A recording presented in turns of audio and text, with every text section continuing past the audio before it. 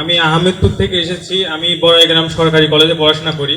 আমি যখন আহমেদপুর এমএস উচ্চ বিদ্যালয়ে লেখাপড়া করেছি, সেখানে দেখেছি ইসলাম ও নৈতিক শিক্ষা যে বিষয়টি আছে, সেখানে যে শিক্ষার্থীদের যে নৈতিকভাবে গড়ে তুলতে যে বিষয়টি কাজ করে, ইসলাম ও নৈতিক শিক্ষা একটি গুরুত্বপূর্ণ বিষয়।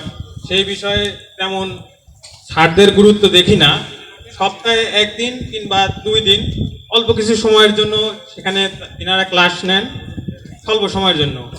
সেই ক্ষেত্রে আমি মাননীয় সভাপতির কাছে একটি জানতে চাই যে ইসলাম ও নৈতিক শিক্ষাকে গুরুত্ব দিয়ে শিক্ষাক্ষেত্রে যদি সেটাকে ঐচ্ছিক বিষয়ের মূল বিষয় হিসেবে যদি স্বীকৃতি প্রদান করা যায়, সেক্ষেত্রে সেটা ছাত্রছাত্রী তরুণদের জন্য নৈতিকভাবে ভালো হবে। সেই ক্ষেত্রে আপনার মতামত জানতে চাচ্ছি। বীরুল, বড়াইগ্রাম সরকারি কলেজের ছাত্র। ধন্যবাদ। আমার আহমদপুরের তরুণদের মধ্যে থেকে কঠিন স্বাভাবিক একটা প্রশ্ন, যদিও যাক আলহামদুলিল্লাহ। প্রশ্নটা হচ্ছে যে শিক্ষা প্রতিষ্ঠান কেন্দ্রিক ধর্মীয় শিক্ষা, আমি মনে করি শুধু ইসলাম ধর্মের ধর্মীয় শিক্ষা না, সকল ধর্মের ধর্মীয় শিক্ষা আছে। আমরা মুসলিম, আমরা ইসলাম ধর্মের ধর্মীয় শিক্ষাকে আমরা যত বেশি লালন করব, তত বেশি আমার ভিতরে মানবিকতা বিকশিত হবে। ঠিক একজন যদি সনাতন ধর্ম হয়, খ্রিস্টান ধর্ম হয়, যে ধর্মের, সেই ধর্মের নিয়মতান্ত্রিক তাদের ধর্মীয় শিক্ষা যেটা, এটাকে আরও ব্যাপক আকার স্থাপন করাতে হবে। এটা ঠিক আছে, ধন্যবাদ। তবে আমি মনে করি যে আসলে এটা তো নির্ভর করে হলো শিক্ষকের উপরে।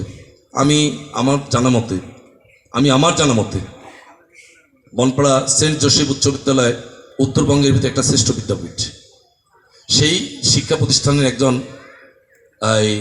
ইসলাম ধর্মীয় শিক্ষক ছিলেন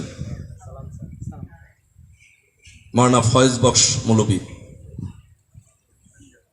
যিনার নামটা উচ্চারণে সবাই শ্রদ্ধার সাথে সম্মানের সাথে স্মরণ করতে হয়। তিনি মিশন স্কুলের সহকারী শিক্ষক। তিনি আলেমদের একজন শীর্ষ আলেম। তিনি মিশন স্কুলের মতো শিক্ষা প্রতিষ্ঠানে শিক্ষক হিসাবে নিয়োজিত থেকে তার ছাত্রদেরকে যেভাবে ধর্মীয় শিক্ষা দিয়েছেন, আমার বিশ্বাস ওনার ছাত্ররা বিশ্বের যেখানেই যাক, মৃত্যুর আগ পর্যন্ত ওনাকে সম্মানের সাথে স্মরণ করবে, দোয়া করবে এবং ওনার শিক্ষায় শিক্ষিত হয়ে ধর্মীয় অনুশাসন পালন করবে। এটাই বাস্তবতা। তো আমার প্রশ্নটা হচ্ছে খেলাধুলা নিয়ে। যে আমাদের তরুণ সমাজ মানে মাদকাসক্ত হয়ে থাকে, কিংবা এটা মানে ছয়লাভ হয়ে গেছে পুরা। এখন আমাদের এই মাদকাসক্তিকে দূরে রাখতে তরুণ সমাজের খেলাধুলা কতটুকু গুরুত্বপূর্ণ ভূমিকা রাখবে, এবং এই বিষয়ে আপনি কতটুকু সহযোগিতা করতে পারেন আমাদেরকে? মাদার বক্সে আমির আলী হলে অ্যাড্রেস ছিল। আমার ইসলামিক স্টাডিজ অনার্স মাস্টার্স ওখান থেকে। ধন্যবাদ। আমি আমার রাবিয়ান একজন স্টুডেন্টের কাছ থেকে, না সাবেক ছাত্র, পাশ করে হয়ে গেছে, চলমান ছাত্রের কাছ থেকে একটা সুন্দর প্রশ্ন, ক্রীড়ার ক্ষেত্রে আমার ভূমিকা কি। আমি আমার বক্তব্যে বলছি, ধন্যবাদ তোমাকে, যদিও এই প্রশ্নটা আরও আগে আসা উচিত ছিল। আমি বলেছি নাটোর স্টেডিয়াম আছে, লালপুরের স্টেডিয়াম আছে, আমরা বড়াইগ্রামে কোথাও যেন একটা বৈষম্যের শিকারের মধ্যে আছি। আমার তরুণদের জন্য, ক্রীড়া প্রেমী তরুণীদের জন্য নিয়মতান্ত্রিকভাবে জাতীয় ও আন্তর্জাতিক মানের একটি স্টেডিয়াম আমরা এখানে তৈরি করব।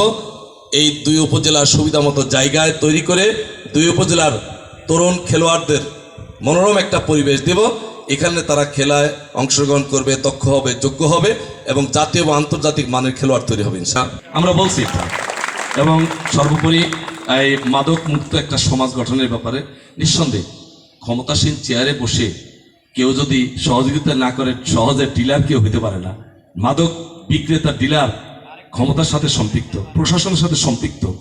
প্রশাসন এবং নেতারা যদি মনে করে নিশা মুক্ত একটা পরিবেশ তৈরি করবে, অসম্ভব কিছু না। এই সন্ত্রাসী দখলদারি, এটার সাথে কিন্তু ক্ষমতাসীন চেয়ারের একটা সম্পর্ক থাকে।